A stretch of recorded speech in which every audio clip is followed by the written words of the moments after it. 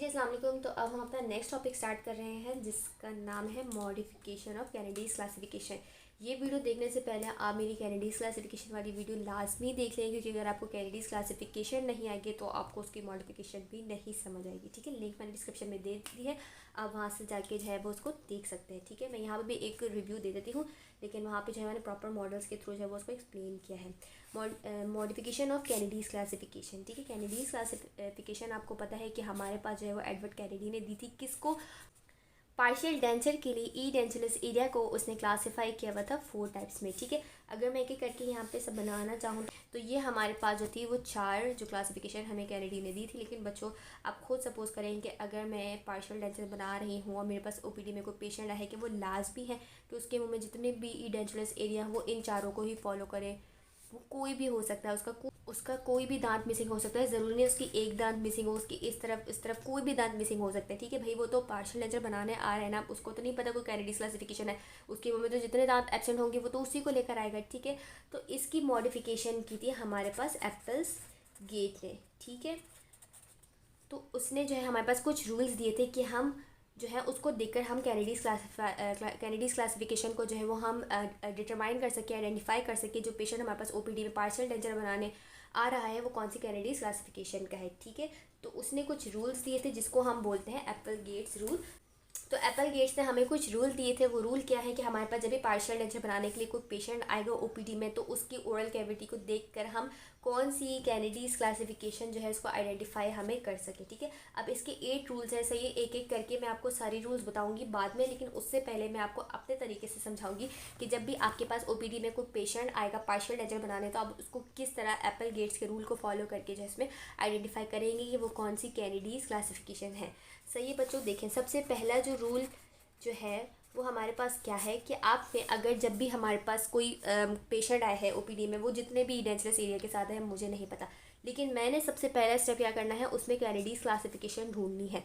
यानी उसके माउथ में कोई एक कैनेडीज क्लासिफिकेशन तो होगी ही होगी। ठीक है, तो पहला रूल क्या है कि आइडेंटिफाई द कैनेडीज क्लासिफिकेशन। ठीक है, अब सवाल यही उठता है कि भाई अगर उसके माउथ में 2-3 जगह ई डेंचरलेस एरिया प्रेजेंट है तो हम कैसे आइडेंटिफाई करें कि कौन सी कैनेडीज क्लासिफिकेशन प्रेजेंट है।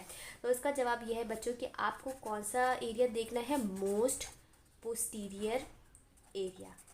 ठीक है, अब जो मोस्ट पोस्टीरियर एरिया होगा ना, आपने उसको देखकर जो है वो कैनेडीज क्लासिफिकेशन को जो है वो जज करना है या आइडेंटिफाई करना है कि वो कौन सी कैनेडीज क्लासिफिकेशन होती है, मोस्ट पोस्टीरियर एरिया।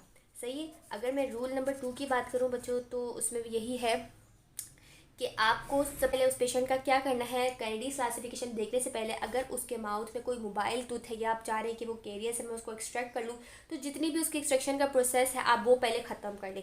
पहले आपने उस बंदे का सारी एक्सट्रैक्शंस कर ली, जो दांत निकलने वाले हैं वो निकल गए, उसके बाद वो पार्शियल डेंचर बनाएगा। तो जितनी भी एक्सट्रैक्शंस हैं वो आप पहले सारी कर लें और उसके बाद आप जाएँ कैनेडीज क्लासिफिकेशन आइडेंटिफाई करने के लिए। ठीक है, तो पहले सारी एक्सट्रैक्शंस कंप्लीट हो जाए, फिर आप आइडेंटिफाई करें कि कौन सी कैनेडीज क्लासिफिकेशन उसके माउथ में अब मुझे नज़र आ रही है।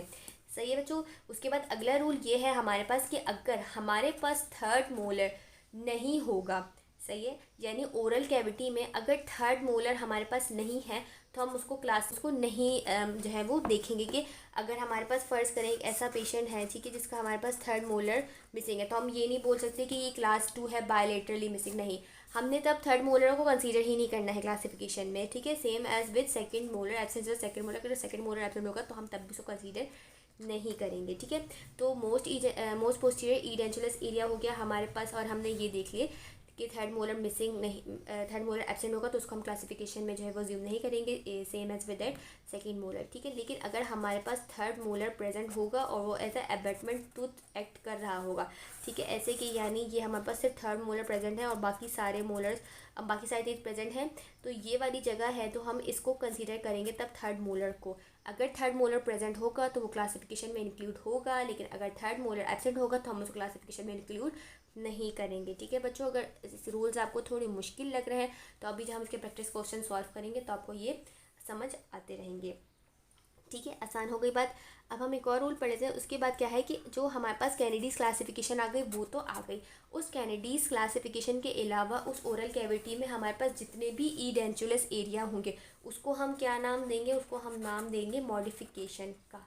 ठीक है, यानी अगर हमारे पास एक ऐसा टूथ है, अब ये हमारे पास आ गई जो है कैनेडीज, समझिए ये वाले पास हमने इसको कंसीडर कर लिया कौन सी, क्लास 3 कैनेडीज क्लासिफिकेशन, क्योंकि हमारे पास जो है ये मोस्ट पोस्टीरियर एरिया है। ये वाला मोस्ट पोस्टीरियर एरिया क्यों नहीं है, क्योंकि इसके पीछे 3 दांत प्रेजेंट है, इसके पीछे 1 दांत प्रेजेंट है, तो मोस्ट पोस्टीरियर इडेंचुलस एरिया हमारे पास ये वाला हुआ। तो इसको देखते हुए हमने कैनेडीज क्लासिफिकेशन बता दी कि मेरे पास कैनेडीज क्लासिफिकेशन कौन सी बनी, टाइप 3। अब इसके अलावा मेरे पास एक और इडेंचुलस एरिया प्रेजेंट है, तो मैं क्या बोलूँगी कि ये है मेरे पास टाइप 3 और मॉडिफिकेशन 1। ठीक है बच्चों, तो ये है कि कैनेडीज क्लासिफिकेशन के बाद आपके पास और जितने भी इडेंचुलस एरिया हैं आपने उनको मॉडिफिकेशन का नाम देना है। दूसरी इंपॉर्टेंट बात बच्चों, आप देख रहे हैं यहाँ पे 2 टूथ एब्सेंट है। ठीक है, तो मॉडिफिकेशन जो है वो हमारे पास नंबर ऑफ टूथ पे डिपेंड नहीं करती। 2 टूथ एब्सेंट हो, 1 टूथ एब्सेंट हो, 3 टूथ एब्सेंट हो, जितने भी टूथ एब्सेंट हो, अगर वो एक सिंगल इडेंचुलस एरिया है तो आप उसको मॉडिफिकेशन 1 ही कहेंगे। फ़र्ज़ करें इसके अलावा अगर यहाँ पे कोई और भी कोई इडेंचुलस एरिया प्रेजेंट होता तो आप क्या बोलते, टाइप 3 मॉडिफिकेशन 2, यानी 2 हमारे पास इडेंचुलस एरिया आ गए। ठीक है बच्चों, अब हम आखिरी रूल पढ़ रहे हैं। आखिरी रूल क्या है कि टाइप 4 हैज़ नो मॉडिफिकेशन, यानी जो टाइप 4 है कैनेडीज क्लासिफिकेशन की, उसकी कोई मॉडिफिकेशन नहीं होती। सही है, क्योंकि उसमें कोई मोस्ट पोस्टीरियर एरिया हम नहीं देखते। टाइप 4 में तो आपको पता है, आपने सामने इंसाइजर ही देखने हैं। सही बच्चों, तो ऑलमोस्ट मैंने आपको जो है वो 8 रूल्स बता दिए हैं। इसके हम देखते हैं कि एप्पल गेट्स ने हमारे पास किस सीक्वेंस में जो है वो रूल्स को बयान किया है। ठीक है,